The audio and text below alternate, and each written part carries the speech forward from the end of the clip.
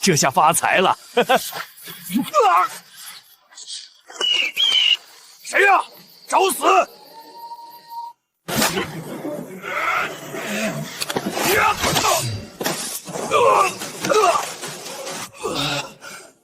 就是因为有你们这些偷猎者，保护动物才会越来越少。跟我回局里反省吧。既然如此，那就一起死吧！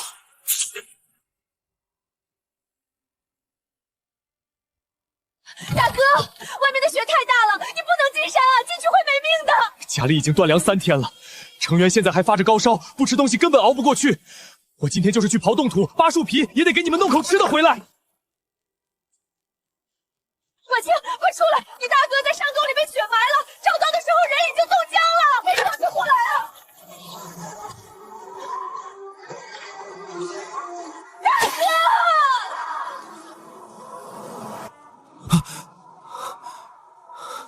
我这是穿越了，这个身体的主人和我一样，也叫厉承哲。大雪封山，断粮3天，大哥冻死，这简直是地狱开局啊！程渊，你终于醒了，快，趁热把这个喝了，垫垫肚子。这就是我那个名义上的童养媳沈婉清。大哥走后，全靠她一个弱女子撑着整个家，真是苦了她。婉清，这东西不能吃，这里面全是土和烂树皮，人吃了会憋死的。程渊，你听话，屯子里连耗子洞都被人掏绝了，真的没有一点粮食了，你还病着先垫垫肚子吧。我想好了，隔壁村那个老光棍手里有存粮，只要我过去伺候他，他就答应给2袋高粱面，够你熬过这个冬天了。胡扯！你是我媳妇儿，只要我厉承元还有一口气在，就没有卖自己媳妇儿换命的道理。不就是吃的吗？我出去找。差点忘了，家里穷得叮当响，全家只有一件像样的破旧棉袄，现在正穿在婉清身上。我眼下身上单薄，根本抵御不住寒意。婉清，把袄脱下来。程渊，你在家等我，把火升起来，水烧热，今晚咱们吃肉。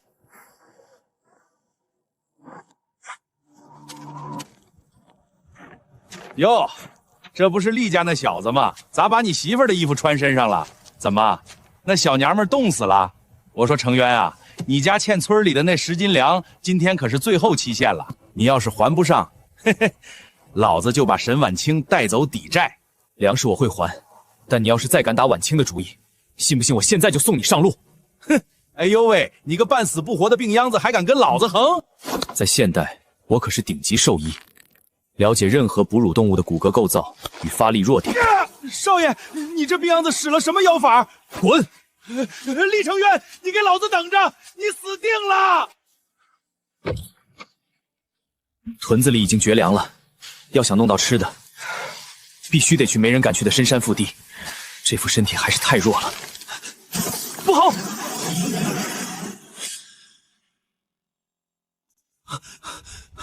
这是哪儿？我不是掉进裂坑了吗？黑土地，清泉，难道这就是小说里说的随身空间？看来老天爷没打算绝我的活路啊！好甜，这水真解渴，肚子不痛了。这绝对不是普通的水，这水具备超强的细胞修复能力和活性，是极品灵泉。有了这块地和这口泉水，我和婉清以后肯定饿不死了。出去。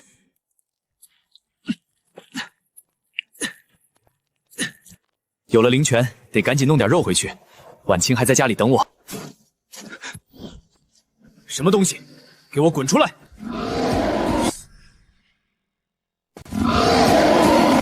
来得好，今天就拿你开荤！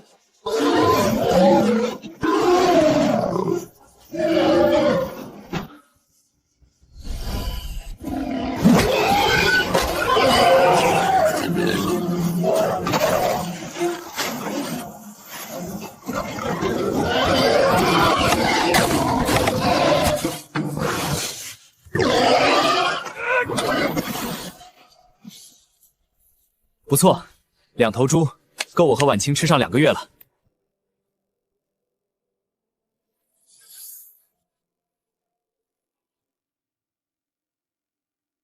不好，晚清，沈晚清，厉承州那个病秧子穿成那样进深山，早就冻死在里头了。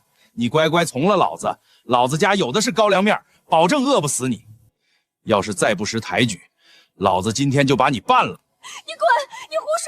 程渊没死，他马上就回来，你别碰我！还惦记那个死鬼呢？过来吧你！放开我！你们这群畜生！赵汉，你找死！程渊，救我！厉承渊，你不是死在深山里了吗？你是人还是鬼？我是你爹！啊！我的手！厉大爷饶命！厉大爷饶命！我错了，厉大爷饶命啊！我以后再也不敢了。再敢碰他一下，我就要你的命！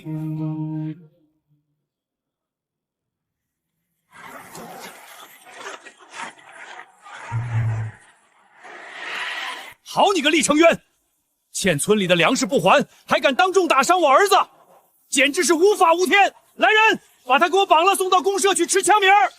欠粮，赵全，睁大你的狗眼看清楚！我的天哪，这么大有一头猪！这是我刚在深山里打的野猪，抵我家欠村里的那10斤糙粮，够不够？行，算你小子有种，旧债一笔勾销。不过，既然你厉家这么有本事，能在大冬天吃上肉，那上面刚派下来的流民互助指标，就由你家单独担着吧。按照上面的指示，接受了流民，明年底你厉承渊必须额外加出500斤精细粮，要是交不上，你们全家就得去修水库劳改，一辈子别想翻身。什么？这2个人，我厉承渊领了500斤精细粮，年底我会一粒不少交到村部。但是，今天的事还没完，你还想怎么样？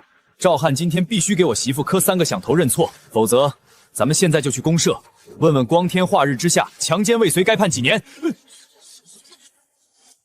畜生，还不赶紧磕头！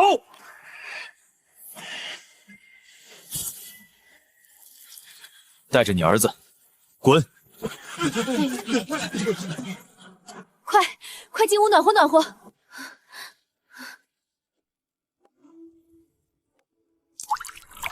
喝吧。你们叫什么名字？大哥，我叫云婉。大哥，我叫颜希月。你要是嫌我们费粮食，等雪停了我们就自己走，绝不拖累你们家。大雪天赶你们走，就是让你们去死。既然进了我厉家的门，规矩只有一条，听话才有饭吃，知道了吗？好，只要给口饭吃，我们什么粗活重活都能干。好，你看着像是个读过书的，以后负责教我媳妇认字，顺便帮家里记账。你手巧，院子里那头野猪皮，还有我以后带回来的皮毛，都交给你处理，能干好吗？能干好，绝对能干好。还好抓了2只猪，给了赵全1只，还剩1只吃。婉清，带他们去烧水，我来包猪，今晚咱们吃肉。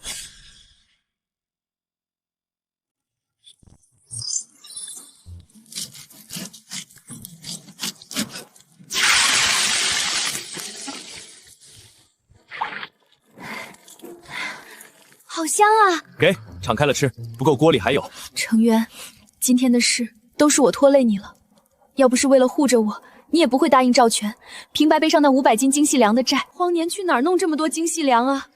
要是明年交不上，咱们全家都要去水库劳改。胡说什么？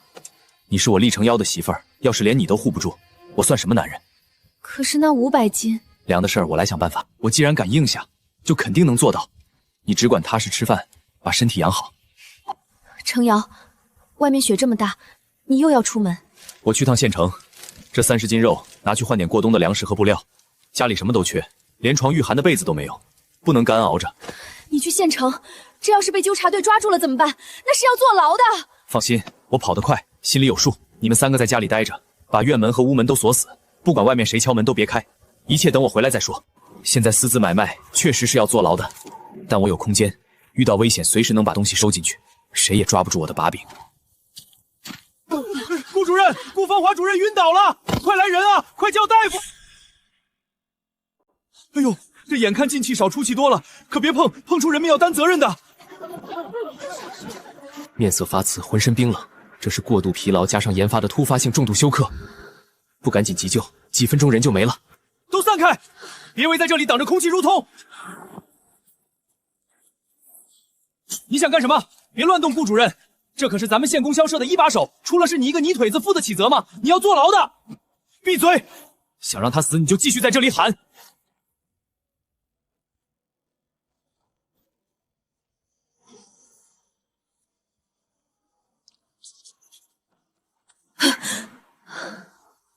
活了，真的救活了！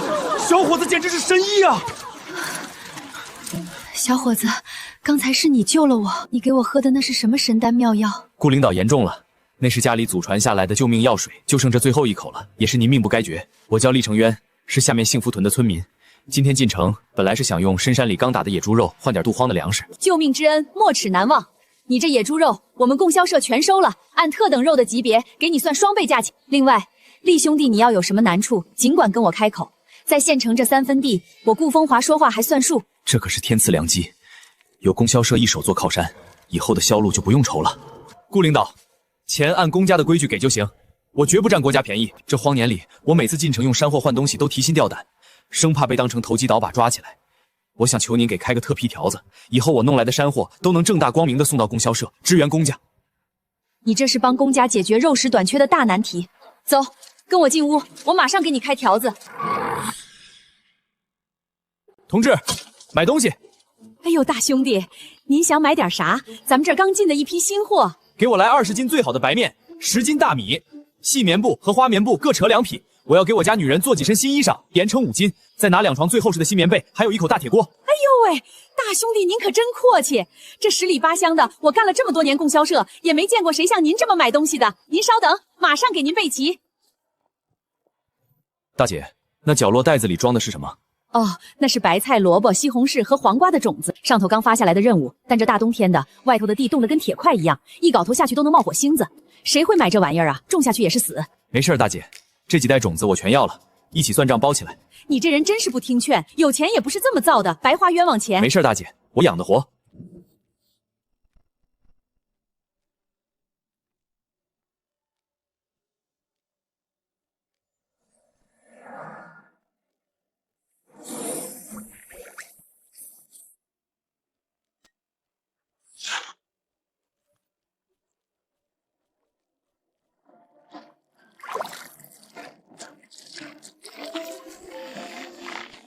太好了，照这个速度，最多几个小时就能成熟。外面冰天雪地，大家都在挨饿，我却有了一个四季如春的菜园。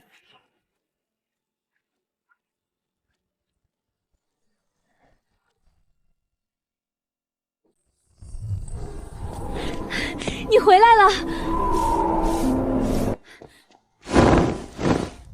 啊，这是白面、大米，还有青菜。成渊，这大冬天的，连树皮都没了，哪来的青菜？你说实话，你是不是去干什么危险事儿了？咱们宁可饿死，也不能犯法啊！放心，你男人干的都是正路来的买卖。今天进城，碰巧救了供销社的一把手顾领导，人家特意给开的特批条。这青菜是城里大领导专属的特供稀罕货，为了感谢我，特意奖励的。吓死我了！只要你平安，比啥都强。以后咱家顿顿吃白面，赶紧做饭去，我都快饿扁了。太香了，大哥。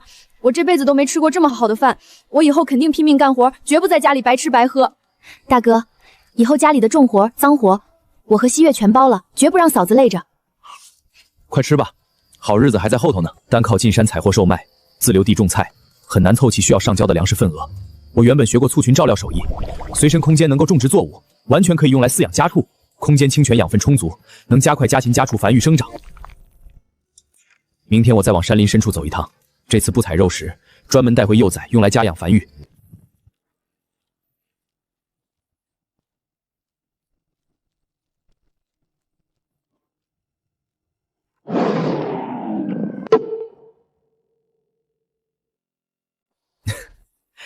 原来是个饿坏了的家伙。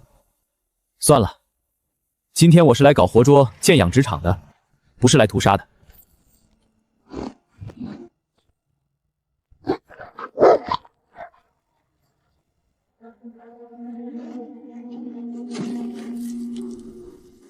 新鲜的野鸡和野兔脚印就在附近。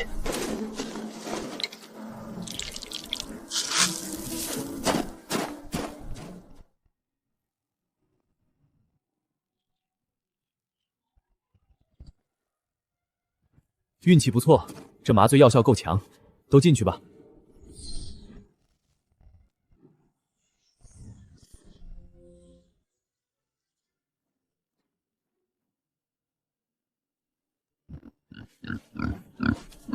好家伙，连窝砖了，我的空间养猪场有指望了。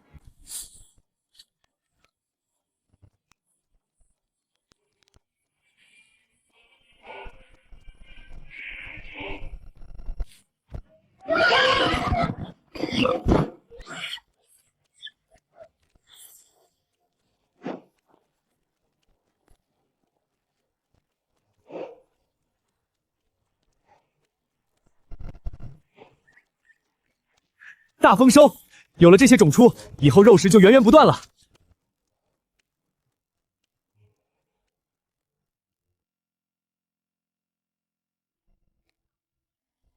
竟然是极品紫灵芝，只要把它连根移栽进空间，配合灵泉水的无限滋养，那就是个天然的聚宝盆啊！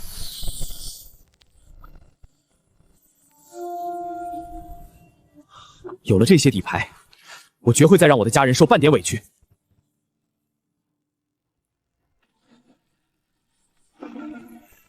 父亲！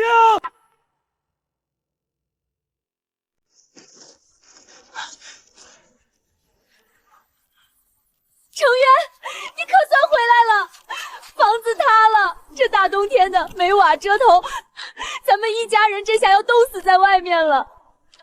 别哭了，人没事就好，旧的不去，新的不来。我早就看这破房子不顺眼了。你们3个就在这灶房里待着，烧火做饭，千万别出来动着。修房子的事儿全交给我。程瑶，你疯了！这么大的工程，连根完整的木头都没有，你一个人怎么修啊？还好刚才在深山里，我顺手把几根几百斤重的极品红松原木收进了空间，这不就派上用场了。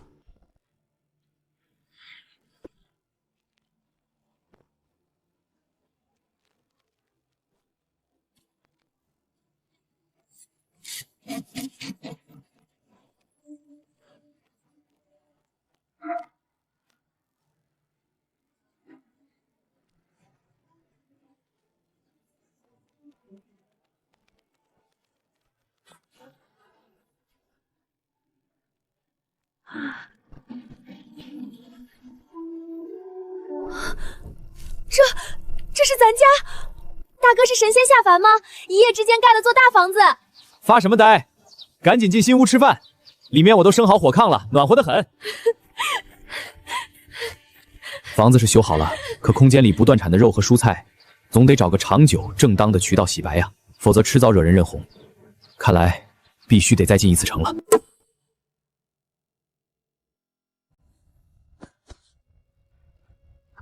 婉清，我要进城一趟，把那株紫灵芝卖了，换点家里用的加上回来。程瑶，你千万当心，财不外露。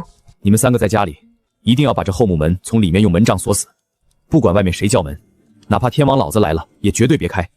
一切等我回来处理，记住了吗？记住了，大哥放心。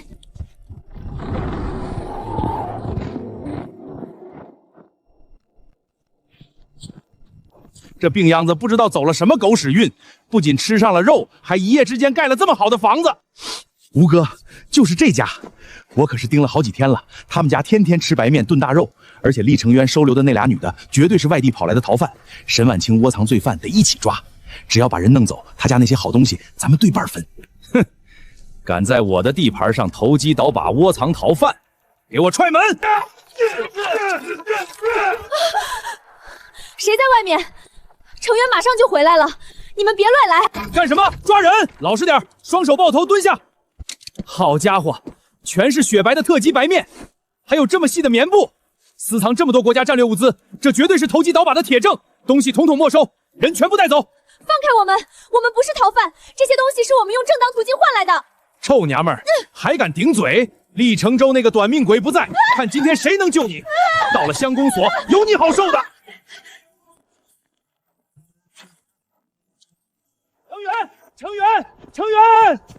程渊，快回去！你媳妇儿被吴庸抓走了，说是要枪毙啊！吴庸，找死！找死！放开我！你们这群强盗！程渊不会放嘴硬。赵汉，既然你们一心找死，老子今天就送你们上路。你个穷鬼还敢回来，给我拿下！今天老子非废了你不可！去你的！呀！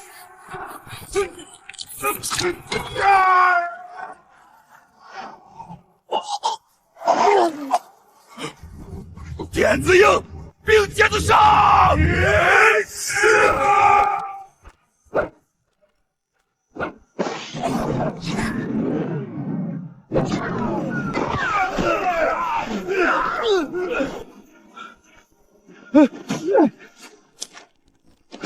别过来，退后！老子有枪，信不信我一枪崩了你？跪下，厉成元，你给老子跪下，不然我开枪了！开保险了吗？你就拿枪指着我。赵汉，你有枪，今天也得废在这里。住手！光天化日之下，都在干什么？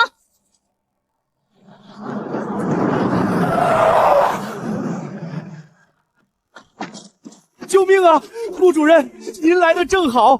这个叫厉成军的刁民要杀害我，还在家里私藏大量战略物资，他要造反啊！快下令毙了他！贼喊捉贼的狗东西！睁开你的狗眼看清楚，厉成元同志是我们供销总社特批的特约高级采购佣，更是我顾芳华的救命恩人。他家里的那些物资全都是凭条合法置换的，谁给你的胆子敢来抄他的家？至于你们强行抓走的那2位姑娘，是我私人委托厉成元同志代为照顾的困难群众，怎么到了你们嘴里就成了逃犯了？无庸勾结地痞流氓，动用私刑抢夺民财，给我把他们全部铐起来，带回去严厉审查，绝不姑息。成员，今天这事虽然借着我的名头平息下去了，但治标不治本。那俩姑娘既然是流民，连个合法的身份都没有，在这个年代，黑户问题是个极大的隐患。只要有人再去上面举报，我保得了你一次，保不了第2次啊！你到底打算怎么办？顾姐，实不相瞒，我正有一件事想要请您帮忙出面。只要这事儿办成了，以后谁也动不了他们，更动不了我厉家。请。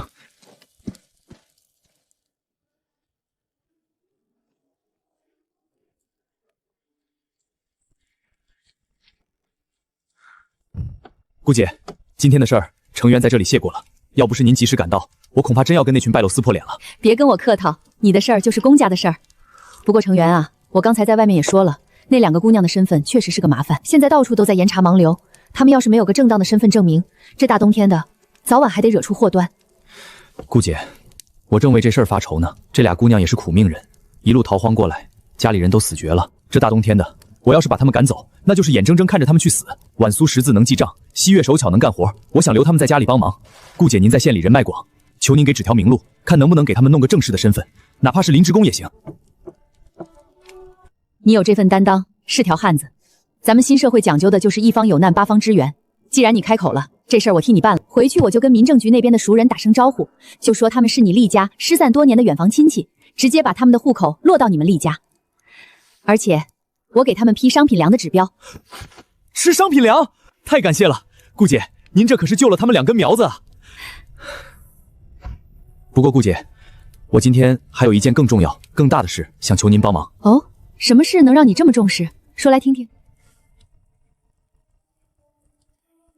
我想向上级组织打个结婚报告。打结婚报告？跟谁结？沈婉清，她是我名义上的童养媳。童养媳？成员，这旧社会的规矩早废除了。既然她已经是你家的人了，你们搭伙过日子不就行了？何必还要专门打个报告，这么兴师动众？顾姐，您清楚我家的底细。婉清当年是被他那个烂赌鬼亲爹为了一袋高粱面卖到我家当童养媳的。前几天家里断粮，他为了给我这具病身子换口吃的，甚至动了去伺候村里老光棍的念头。他名义上是童养媳，但在我心里，他就是我厉成元认定的媳妇儿。现在国家提倡婚姻自由，我绝不能让他再背着童养媳这个卑微的名分，整天担惊受怕的过日子。说得好，打破封建礼教，尊重妇女同志，这才是咱们新社会有担当的新青年。程瑶，你这门亲事，组织上绝对同意。我现在就用供销社的名义，亲自给你开这封介绍信。你们这是在干什么？收拾东西去哪儿？大哥，今天我们惹下这么大的祸，差点连累您和嫂子被抓走。我们商量好了，不能再给厉家添麻烦了，我们这就走。都给我停下，不准走！我这里有2个好消息要宣布。第一，顾主任刚才亲自发话了，给婉苏和西月在我们厉家落户口，而且批的是商品粮的指标。真的，我们有户口了。这第2件事是关于你的，婉清。我关于我的，程月，是不是上面领导觉得我是买来的童养媳，身份不清白，不让我留下来了？你要赶我走吗？瞎想什么呢？我刚才跟顾主任申请了，我要正式娶你，我要跟你领结婚证。不行，啊，程月，你现在有出息了，连供销社的大领导都看中你，我算什么？我只是个用2代操粮换回来的童养媳，我配不上你。只要能留在这个家里，哪怕当个丫鬟伺候你一辈子，我也心甘情愿。你千万别因为可怜我就搭上你自己的名声啊！胡说八道，什么童养媳，什么丫鬟，你看清楚了，从顾主任盖下这个章的这一刻起，你沈婉清就是我厉成妖受国家婚姻法保护的名正言顺的妻子。介绍信已经开好了，过2天我就带你去县里把证领了。以后我看谁还敢在背后嚼舌根，说你半句闲话。10几年来，我像牲口一样被卖来卖去，每天活在恐惧和自卑里。今天我终于有家了，有了一个真疼我的男人。好了，不哭了，今天是大喜的日子，既然是正儿八经的结婚，就绝对不能寒酸。婉清、婉苏、西月，明天一早咱们全家进城，我要给我媳妇儿买全县城最风光的嫁妆。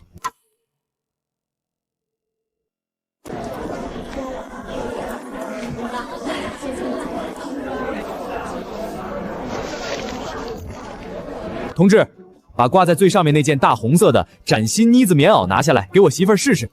里面的棉花要最厚实的，背诗给我换成大红牡丹的。哎呦，这位同志真疼媳妇儿，这就拿。皮鞋来2双最好的，还有那边白面大米，各给我装100斤。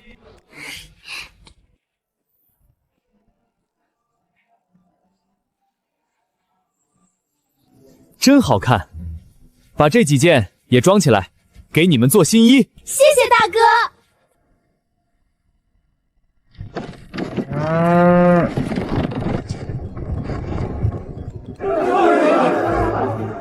我的天王老爷子，那车上坐的是程渊，车上那麻袋里装的全是细粮啊！你看婉清那身打扮，穿的跟城里的官太太似的，厉家这是挖着金矿了还是咋的？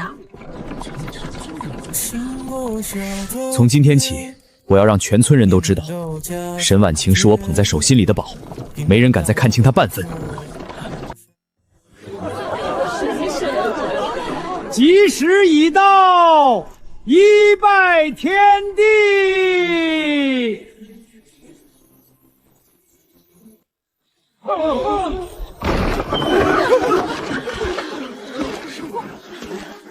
沈婉清是我亲闺女，老子没点头，今天这婚就结不成。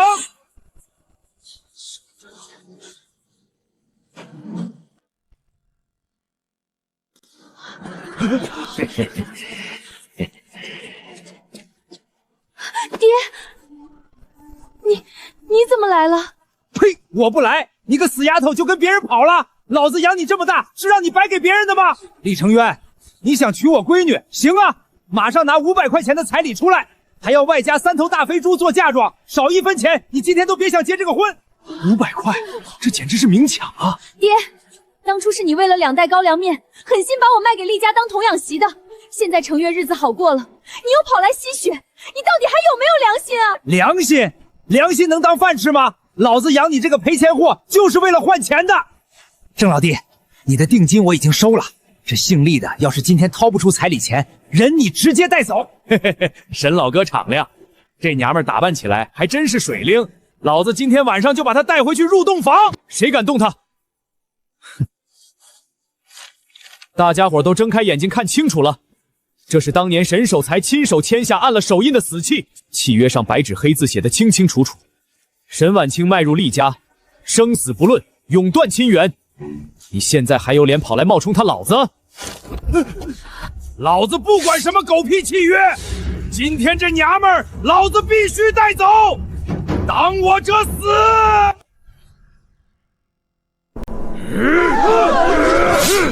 程渊，小心！跟我打！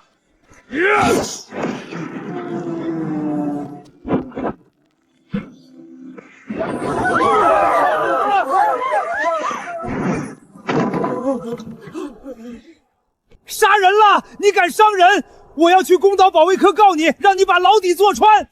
去啊！我看今天该进局子的是谁？大家伙看清楚了，这是县里特批的结婚证和证明信。从今天起，我和沈婉晴就是受国家法律保护的合法夫妻。你们光天化日之下跑到合法夫妻家里抢男霸女，进行人口买卖，我看你们是嫌命长了。都在干什么？我们奉竞销社顾主任的命令，特地来给厉成渊同志送新婚贺礼。刚才你们的话我们都听见了，胆大包天，竟敢买卖妇女！带回去，严惩不贷。好，抓得好！夫妻对爱李成送入洞房。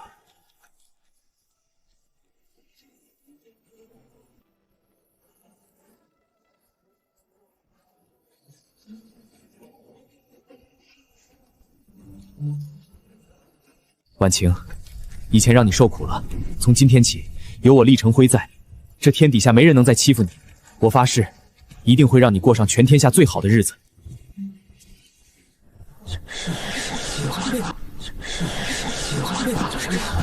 结了婚，日子安稳了，但我空间里那些反季青菜，总得找个正经口头在村里转正，才能光明正当的卖钱。乡亲们听好了，我今天把大家叫来，是要宣布一件事。我要在村后那块100亩空地上盖一个大棚，在冬天种菜。程渊啊，你是不是发烧烧糊涂了？这冰天雪地的，土都冻成铁疙瘩了，你盖啥大棚，种啥菜呀？大爷，我这个叫温室大棚，用木头搭骨架，盖上厚塑料布和干草帘子，里面烧土暖气。我从县里买了一批抗寒的特殊种子，保证冬天也能种出水灵灵的青菜。哎呦喂，大家听听，大冬天种菜，当你厉成恒是玉皇大帝呀，能改了老天爷的节气，别到时候菜没种出来，先把家底儿给赔光了。我现在正式招工，只要肯出力气，1天5毛钱工钱，当场结清，外加管2顿饭，顿顿有大肥肉，1天5毛，还顿顿吃大肥肉。程渊，你没拿大伙寻开心吧？这荒年里给口糊糊都有人拼命啊！我厉成渊一口唾沫一个钉，想干的马上回家铁锹来报名。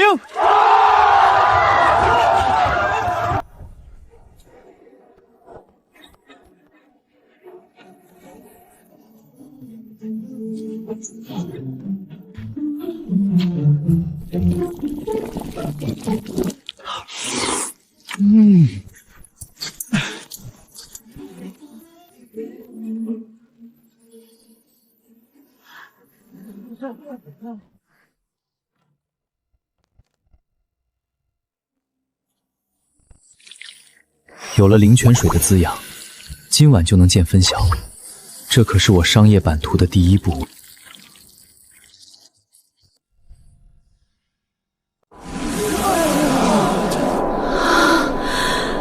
老天爷呀，老天爷，活了，真活了！这绝对不可能！昨天才种下去的种子，才1夜功夫，咋可能长这么快？这是妖法！这叫科学种植，外加上面特批的独家高级营养液，你懂个屁！程渊啊，你真是咱们村的福星啊！这大冬天的，竟然真让你种出绿叶菜了！大爷，拿回去给孙子熬点菜粥尝尝鲜。大家伙放心，只要跟着我厉承志好好干，以后保证大家顿顿有肉吃，家家有余粮。大棚虽然建起来了，但这点产量也就是小打小闹，根本不够塞牙缝的。要想垄断物资，必须扩大规模，资金是个大问题。空间里的那株紫灵芝长势极好，我得找个绝对隐蔽的地方，把它分株繁育一下。这可是我换取大型农机的本钱。什么人？别躲躲藏藏的，给我滚出来！拿下他！拿下他！就凭你们，太慢了。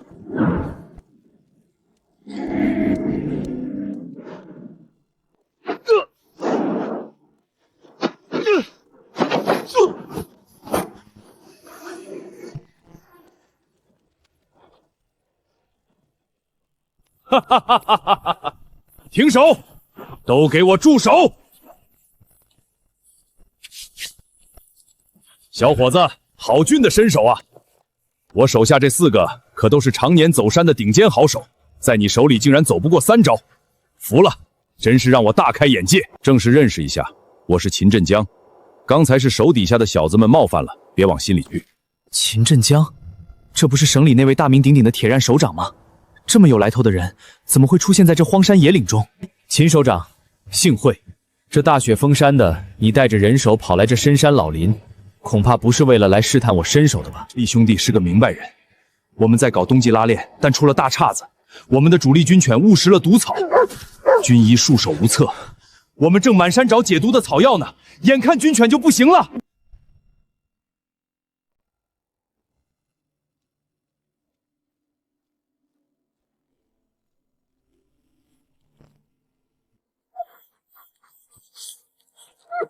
秦首长，实不相瞒，我祖上是干兽医的，对动物急救略懂一二，让我试试。胡闹！军犬是战士，这毒性极其猛烈，你一个乡下小伙子懂什么？让他看，只能死马当活马医。神经是毒素，在现代需要注射安托品，不过现在我有更好的东西。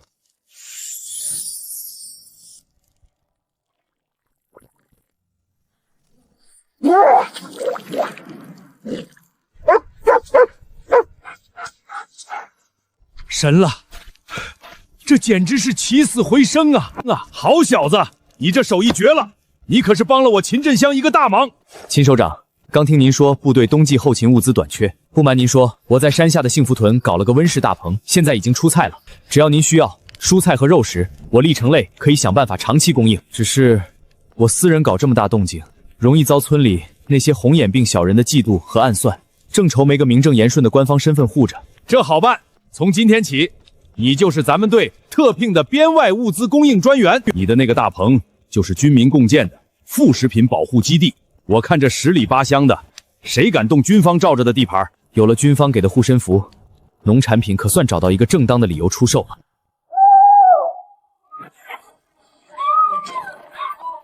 这是成员辛辛苦苦建起来的心血，你们不能拆！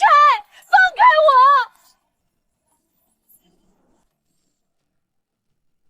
赵全，你找死！这是成员辛辛苦苦种出来的菜，你们不能拔！放开我！给老子拉开，连他们一起抓！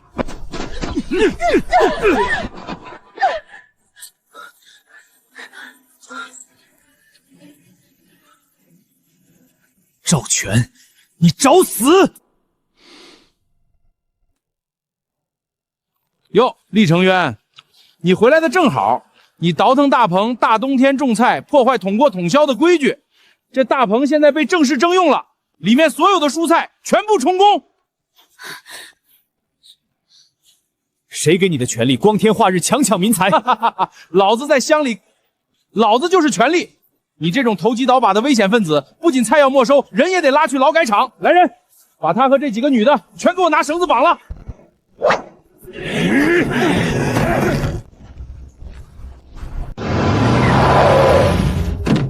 我看你们今天谁敢动他一根指头！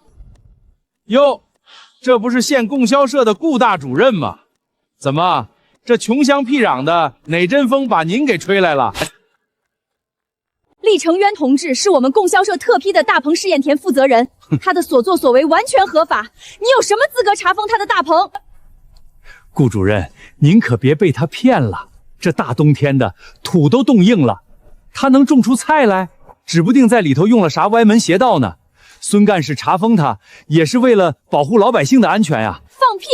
你们连查都没查，就带人砸大棚抢蔬菜，这分明是明抢！孙恒，你给我等着！我马上回县里举报你。顾芳华，你拿这套吓唬谁呢？实话告诉你，你现在自己都自身难保了。你什么意思？县里有人实名举报你，说你利用职务之便，跟厉成妖同流合污，倒卖国家战略物资。这个违规搭建的大棚，就是你们洗黑钱的铁证。你血口喷人，完全是一派胡言。是不是喷人？跟我回保卫科交代清楚就知道了。来人，把顾芳华也给我一起扣下，连同厉成渊一家全部带走。谁敢反抗，直接动武！这帮畜生是铁了心要赶尽杀绝，连顾姐都要一起拉下水。既然如此，今天就算暴露实力，我也要彻底废了他们。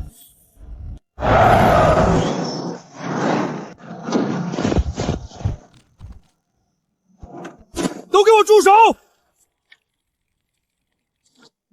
你们是谁？执行公务，睁大你的眼睛看清楚，这是什么地方？这是我们省区联合共建的副食品特级供应基地。厉成元同志是我们特聘的农业技术顾问。你敢封我们的共建地，谁给你的狗胆？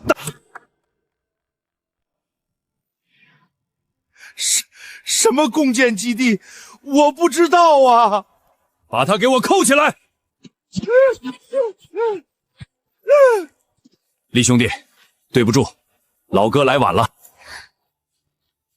秦老哥，大雪天的还劳烦你亲自跑一趟，让你看笑话。长官，首长，我有眼不识泰山，我是被赵全那个王八蛋给蒙蔽了呀！求您高抬贵手，把我当个屁放了吧，我再也不敢了。成渊啊，好大侄儿，我是猪油蒙了心啊！咱们可是一个屯子的，打断骨头连着筋，你看在同村的份上，饶了我这条老命吧。同村？当初你的儿子欺负婉清，你倒打一耙来要抓我的大棚，要断我厉家活路的时候，你想过同村吗？这时候你想起同村了，晚了。秦老哥，顾姐，这种欺压百姓、毁坏生产建设的害群之马，绝不能轻饶，必须把他们交给国家法律严惩，绝不姑息。说得好，有骨气！来人，把他们全部带走，联合查办。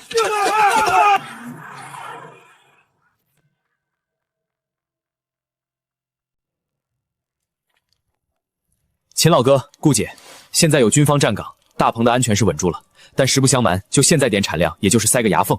今天请二位来，我是想搞把大的。哦，厉兄弟，快说说你想怎么搞？我要把村后那100亩荒地全部开垦出来，一半用来盖巨型温室大棚，另一半我要搞大规模的生猪养殖场。我有独家的兽医繁育技术和营养配方，只要基地建起来，以后整个菌区的肉食供应我厉成渊全包了，还能给顾姐的供销社提供最顶级的皮毛和蔬菜。好气魄！你出技术，我出人。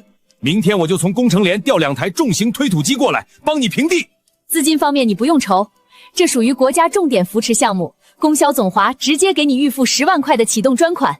乡亲们，红星联合农业基地今天正式破土动工，现在全村过招，不管男女老少，只要能干活的，1天1块钱工钱，管3顿肉饭。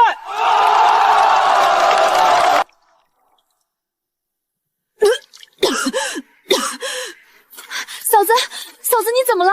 是不是这几天太操劳了？成渊，不好了，嫂子晕倒了，快去叫大哥！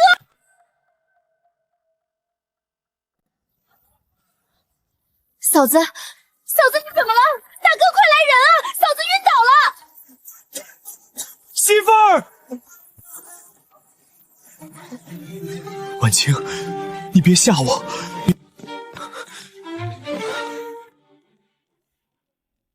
脉象如猪走玉盘，跳动有力，这是明显的滑脉特征。成渊，我是不是得了绝症？我是不是活不长了？我不想死，我还没伺候你一辈子呢。哈哈，瞎说啥呢？媳妇儿，你要当娘了，我要当爹了。真的？天哪，厉家要有后了！真的，我有孩子了。对，咱们有孩子了。我厉成渊发誓，一定会让你们娘俩过上这世上最好的日子。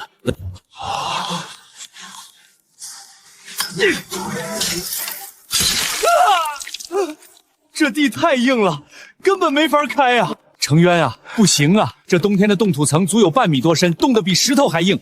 咱们几十号人，就算把手全磨烂、累吐血，这一冬天也开不出10亩地来。大爷，大伙儿先别急，大家先回去暖和暖和歇着。今天不出工，这地我厉成渊来想办法。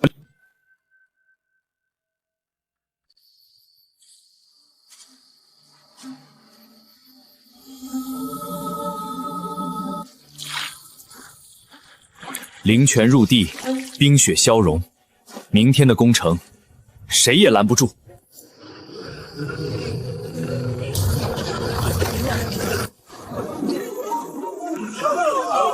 老天爷啊，这是啥钢铁怪物？一口能吃一车土吧？厉成元，你来晚了，好猪仔早就被兄弟单位抢光了，现在就剩这些，你爱要不要？刘主任，你这不是坑人吗？这些猪分明在倒地筹出吧？买回去也是死路一条，你这不是拿公家的钱打水漂吗？没有出血点，粪便中有细微的虫卵，这根本不是什么猪瘟，而是典型的蛔虫感染，并发轻微呼吸道炎症。在缺医少药的50年代，这是绝症，但在我手里，几滴灵泉水加点驱虫草药就能搞定了。刘主任，你这事儿办得太不地道了。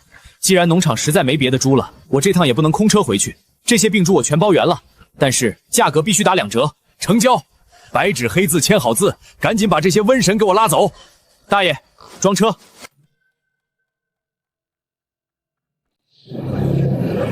成渊啊，这猪都成这样了，买回来图啥呀？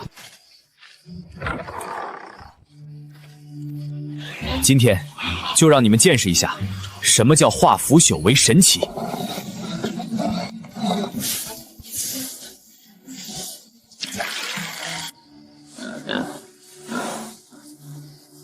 开饭了。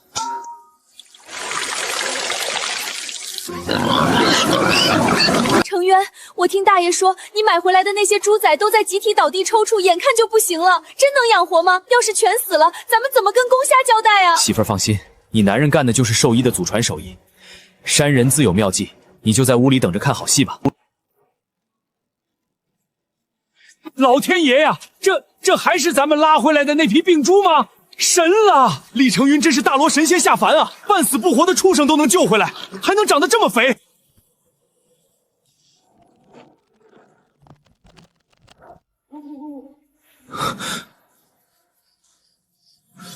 程昭，什么声音？不好，是养殖场那边出事了，你在屋里待着，锁好门。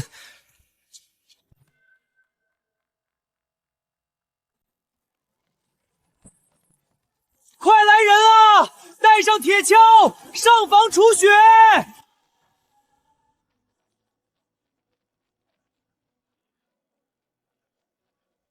程渊，风太大，上不去啊！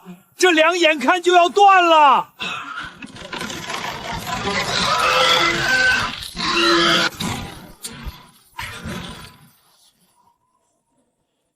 给我起！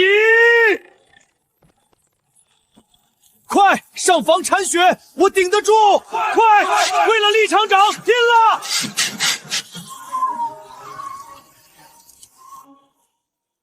厉成渊，别在这跟我装聋作哑。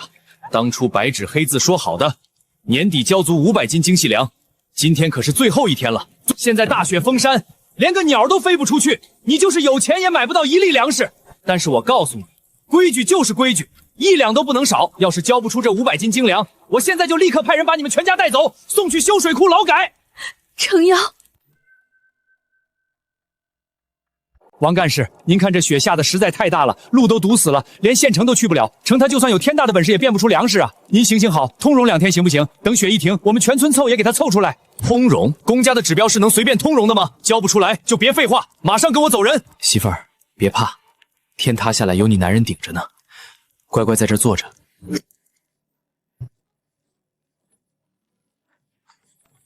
哼，真以为大雪封山就能逼死我？今天就让你们开开眼界！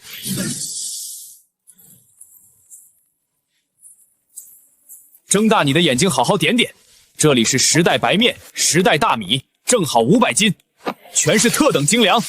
带上你的粮，马上给我滚出厉家！我的老天爷，这面粉白的，比县城供销社卖的顶级还要精细100倍。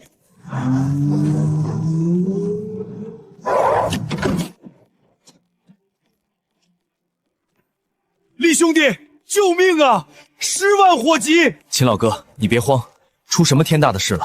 你慢慢说。军马场出事了，一场莫名其妙的怪病突然在马群里传开了，那可是上面刚拨下来一批最珍贵的战马呀！现在几10匹战马集体倒地抽搐，军区所有的兽医全派过去了，连个病因都查不出来。上面下了死命令，要是这些战马保不住，我秦振江这身军装也别穿了，直接上军事法庭。战马在5、60年代，那是非常重要，甚至关乎国运的战略物资。一旦大面积死亡，后果不堪设想。秦老哥，你在车上等我1分钟。晚清，军区出了点急事，你在家好好的，门窗锁死。我跟秦老哥去一趟军马场，干完活就回来陪你。程渊，外面雪这么大，路不好走，你千万当心点。放心，你男人命硬得很。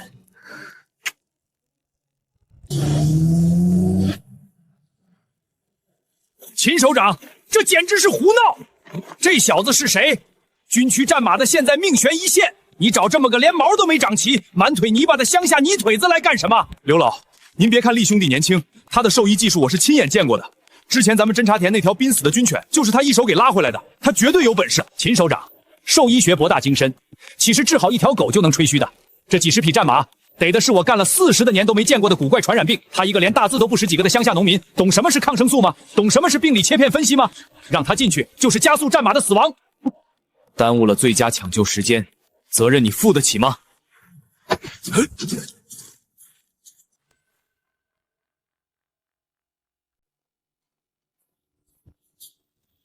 眼底发青，瞳孔极度涣散，伴随肌肉僵直，腹部传出极其剧烈的异响，肠道蠕动完全失常。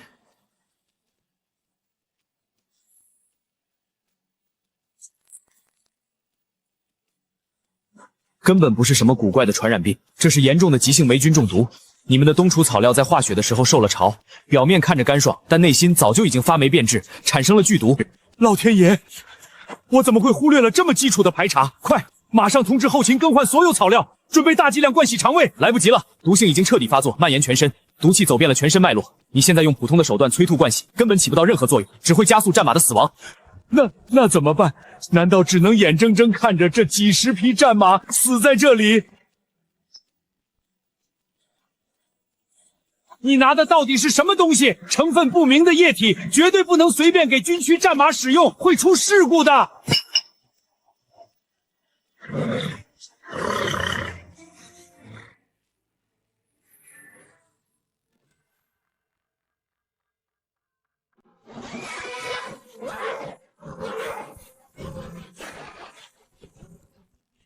活了，真的救活了！老天爷啊，厉兄弟！你简直是神仙下凡！厉同志，是我刘某人有眼无珠，坐井观天，你的医术出神入化，老朽今天心甘情愿受教了。刘老客气了，救马要紧，所有人听我指挥，把剩下的药水全部按剂量灌下去。我们并肩作战，终于迎来这一刻，击掌的声音。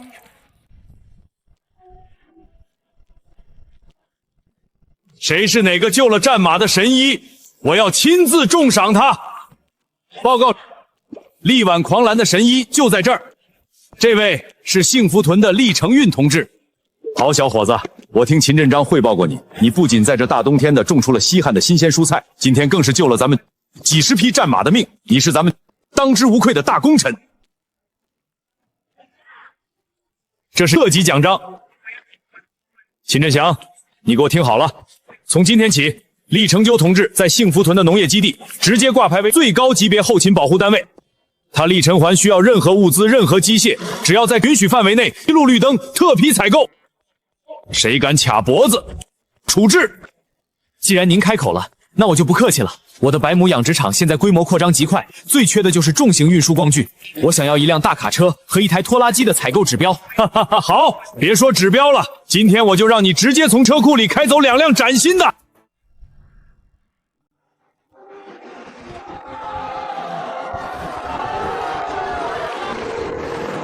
大卡车，程渊开着大卡车回来了，咱们村有自己的铁疙瘩了。我的百亩大棚和养殖场这下彻底是走上了正轨。我厉承渊终于在这大雪纷飞的荒年里，真正建立起了属于我的绝对统治力。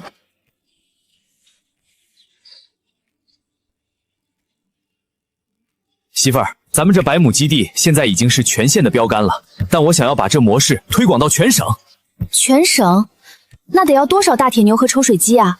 咱们账上的钱够吗？资金的事儿你不用操心，我进山采药时得了2件极品宝贝，这次去省城就是拿它们换重型农机的。你乖乖在家养胎，等我回来。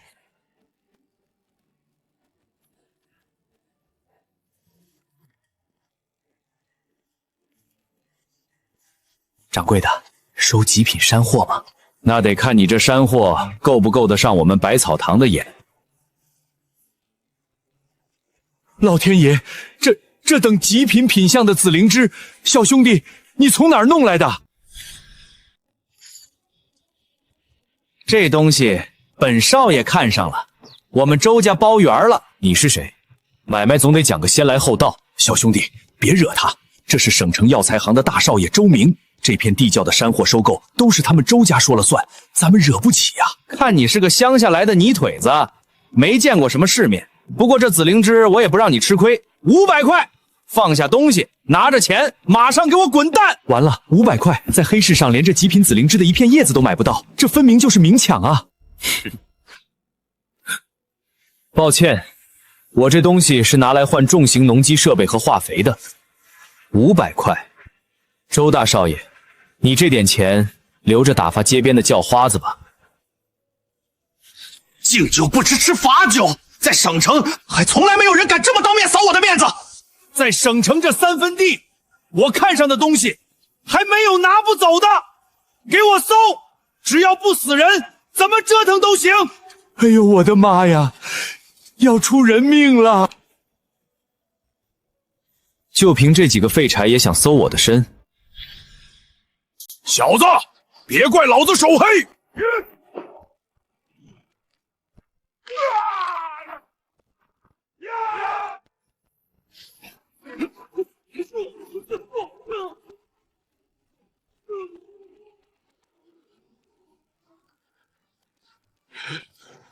尼克大人，我要去保卫科抓你！周少爷，做生意讲究和气生财，这灵芝你不买，有的是人买。下次再敢动粗，脱臼的可就不只是他们了。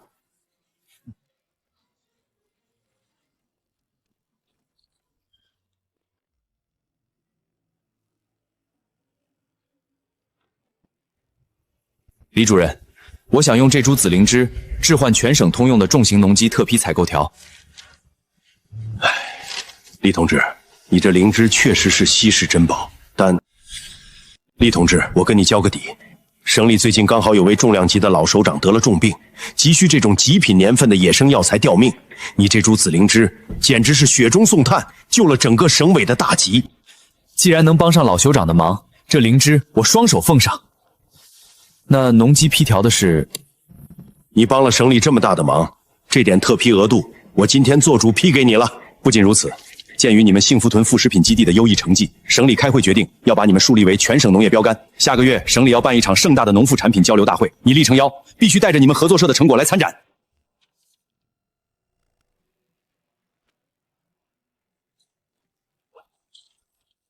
给我来5台崭新的东方恒拖拉机和10台大功率柴油抽水机。好嘞，我这就给你拿。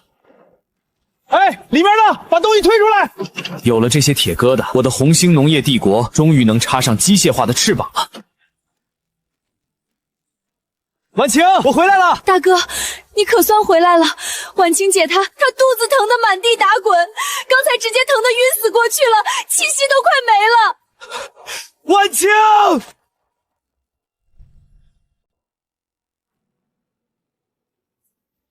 怎么会这样？脉象虚脱，胎气大乱。媳妇儿别怕，有我在，哪怕是跟阎王爷抢人，我也绝不会让你和孩子有事。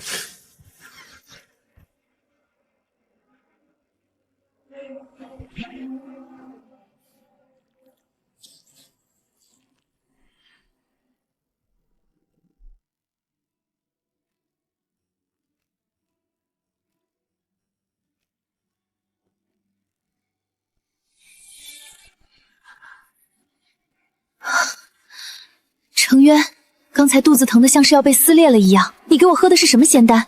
我竟然一点都不难受了。没事了，婉清，只要我活着，就绝对保你们母子平安。程渊，出天大的事儿了！春旱来了，咱们村后头那条唯一用来浇大棚的河快彻底断流了。大爷，您先喘口气，旱情有多严重？咱们村后头那条唯一用来浇百亩大棚的河底朝天了，马上就要彻底断流了。河一干，咱们那百亩大棚里的青菜，还有养殖场里的几百头猪，全得活活渴死旱死，这可咋整啊？大爷，天塌不下来，您马上召集村里的青壮年，带上铁锹在河道边待命，找水源的事儿交给我。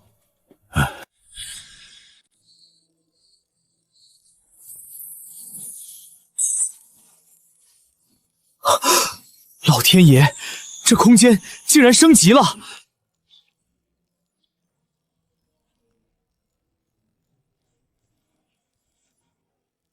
看来是因为我前几天用那株紫灵芝救了省委老首长的命，冥冥中积累了巨大的功德，直接触发了空间的全面升级。这灵湖不仅水取之不尽，水质更是比以前强了100倍。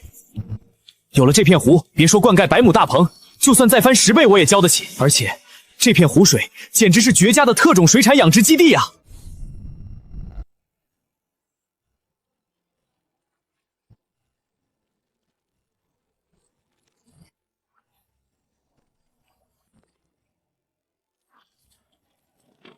给我抽！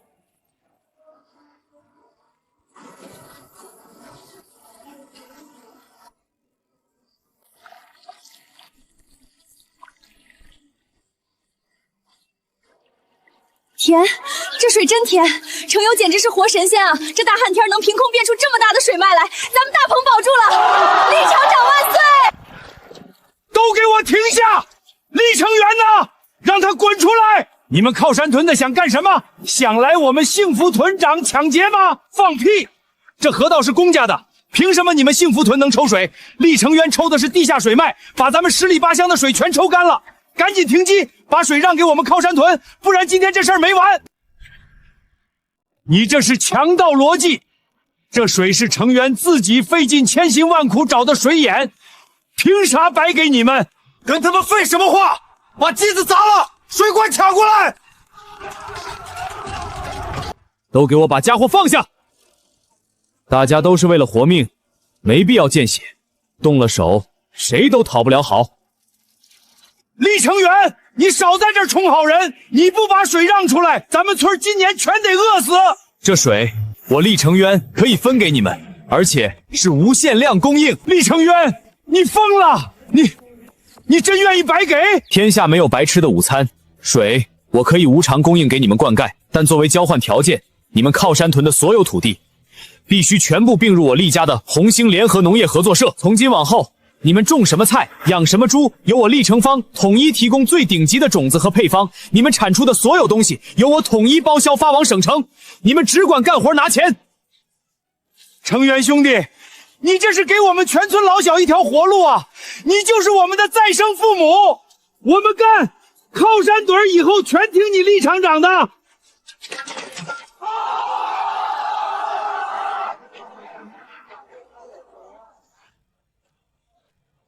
晚清，你在家等我，我去省里参加农交会。这次我要拿下全省特级指标。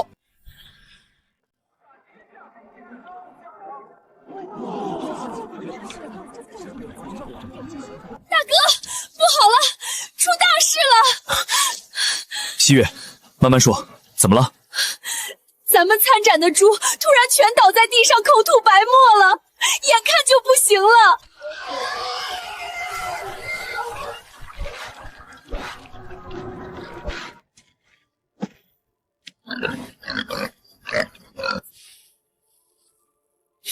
黄曲结算加微量神经毒素，这是有人故意在咱们的饲料里投了高纯度的烈性毒药。刚才谁靠近过咱们的饲料槽？哎呦喂，这不是咱们全省闻名的厉大厂长吗？怎么，听说你的神猪全倒了？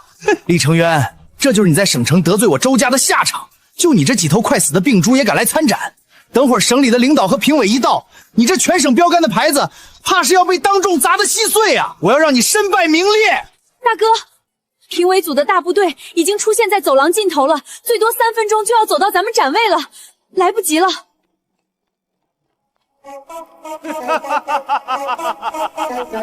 跟我一个拥有极品灵泉的顶级兽医玩下毒吗？班门弄斧！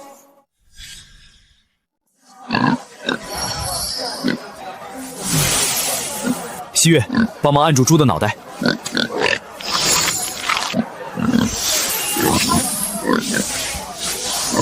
领导，我是周家商行的周明，我实名举报厉成元弄虚作假，他参展的猪全是带有严重传染病的死猪。好猪，这骨架，这标情，这绝对是我见过最顶级的特等品种，这就是咱们全省未来的肉食希望。不可能，这绝对不可能！他们明明吃了我让人放的。吃了什么？周明，你好大的胆子，敢在农交会上搞破坏！来人，把他给我带下去严查！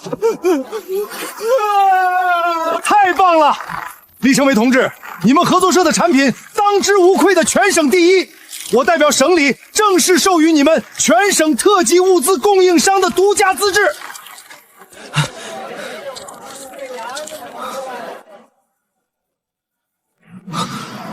婉清，等我，千万不要有事！哎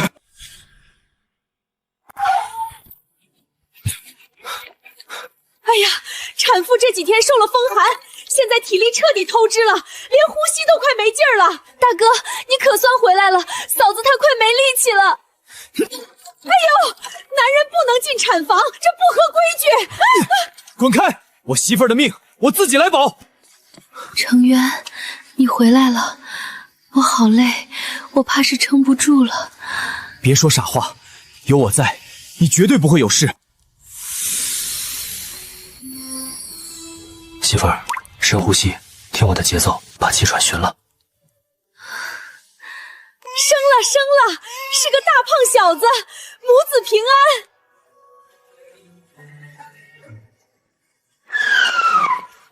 难道是省城周家不甘心被抓，找了黑道残主来抄家报复？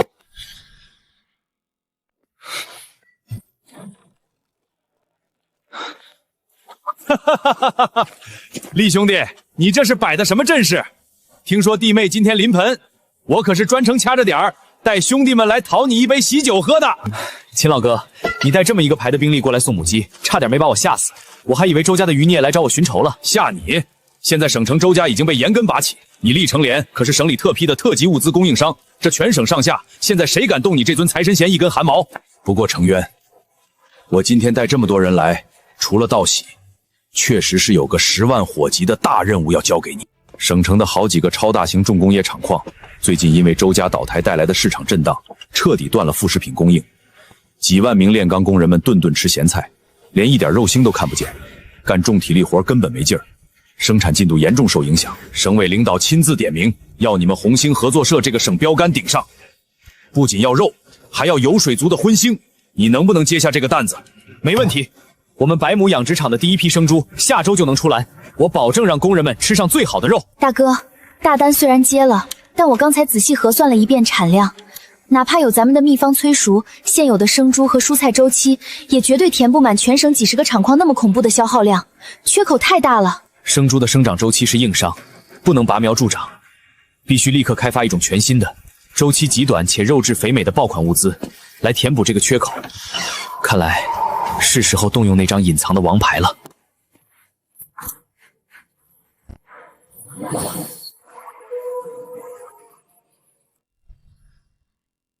好家伙，在浓缩灵泉的滋养下，短短几天时间，普通的鱼苗长成了如此庞大的极品成鱼。在50年代，新鲜的活鱼不仅肉质鲜美，更是极佳的蛋白质来源。最关键的是，只要我把这批鱼弄出去，全省厂矿的肉食缺口瞬间就能填平。大爷，立刻带人去村东头那片废弃的低洼地，调动所有的推土机和挖掘机，给我挖一个占地10亩的超大型鱼塘。成渊，咱们这地界祖祖辈辈都是种地养猪，没人懂养鱼啊！而且这大旱天的，哪来那么多水填满10亩的坑？技术和水源的问题我来解决，你们只管挖，3天之内必须完工。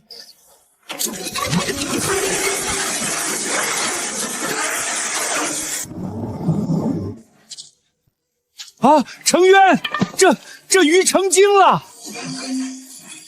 完了，这鱼根本抓不住啊！眼看交货的日子就要到了，抓不上来可咋整？厉厂长，这鱼劲儿太大了，简直像水里蛮牛一样，网子一兜住就全被撞烂了。要是强行下水抓，肯定得出重伤。成渊呀，省里派来拉货的车队明天就到了，这满池子的宝贝捞不出来，咱们这不是干瞪眼吗？大爷，大伙儿别慌，强攻不行，咱们就智取。你们在这儿等着，我去配点独家神仙饵。这配方在现代兽医学里是专门给大型野生水生动物进行无伤转移时使用的温和生物镇静剂，对鱼体和食用者都绝对安全无害。看好了，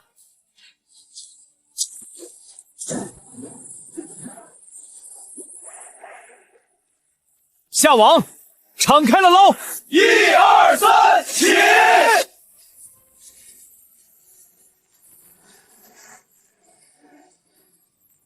大哥，这利润太恐怖了！咱们幸福屯现在绝对是全县最富的村子。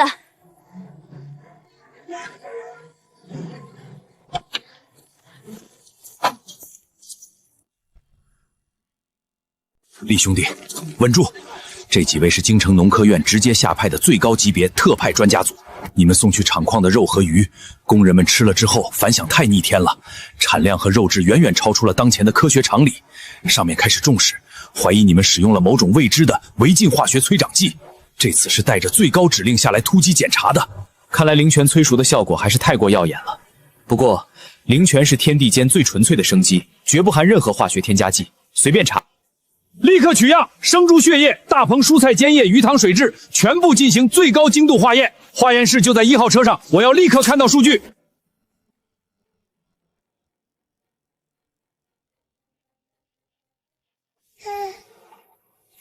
媳妇儿，别怕，咱们身正不怕影子斜，真金不怕火炼。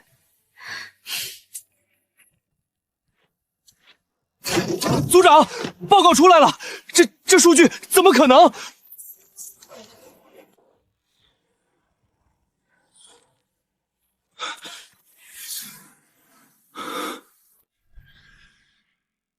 厉同志，奇迹！这简直是不可思议的农业史奇迹！首长，化验结果到底怎么说？是不是他们用了什么违禁的东西？什么违禁东西？胡说八道！经过我们最高精度的化验，这批肉和蔬菜的蛋白质、维生素含量远远超过了正常水平的5倍以上。更离谱的是，里面不仅没有任何有害化学物质的残留，反而富含极高浓度的对人体极有益处的天然微量元素。厉同志，你到底是怎么做到的？这可是能彻底改变咱们国家老百姓体质的惊天大发现啊！首长，您这话说的太严重了，哪有什么奇迹啊？实不相瞒，我祖上几代都是干兽医的，传下来一些古方，我自己又瞎琢磨了一个中草药发酵饲料的配方，再加上咱们幸福屯这块地下水好，可能就瞎猫碰上死套子了吧。首长，既然这东西对国家有用，我厉成一绝不藏私，这配方我无偿上交国家。好，高手在人间啊！厉同志，你这不仅是技术高超，更是有着大格局。如果能在全国推广，咱们国家就再也不愁老百姓吃不上好肉了。成员同志，省里刚刚下达了红头文件，不仅直接下拨了10万块的无锡扩建猪项资金，还要将你们升级为公私合营红星农副产品加工厂。省里点名，由你厉成渊正式出任总厂厂长，这可是享受国家级待遇的铁饭碗。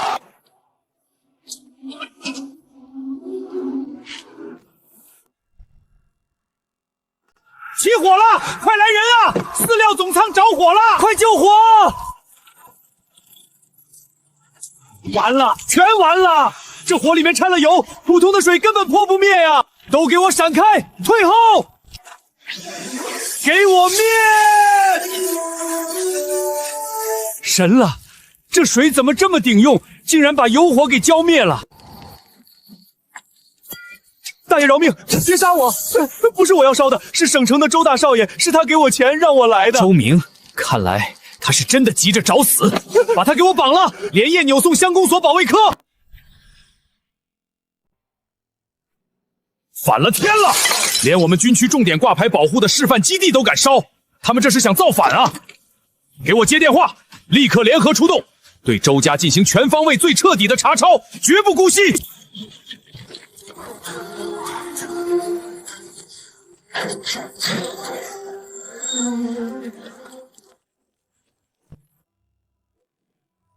大哥，这季度的账目我已经全部理清了，没有了中间商的剥筛，咱们的净利润直接翻了3倍。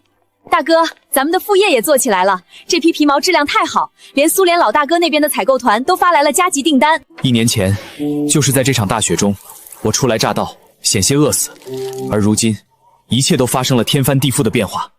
来，成渊，快多吃块肉。你这一年东奔西跑的，实在太辛苦了。媳妇儿，我不辛苦，看着你们娘俩平平安安，我干什么都有劲。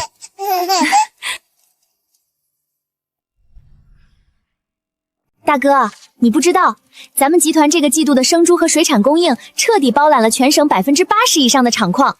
公家前天还特意派人下来给咱们发了先进集体的大奖状呢。咱们幸福屯现在可是富得流油。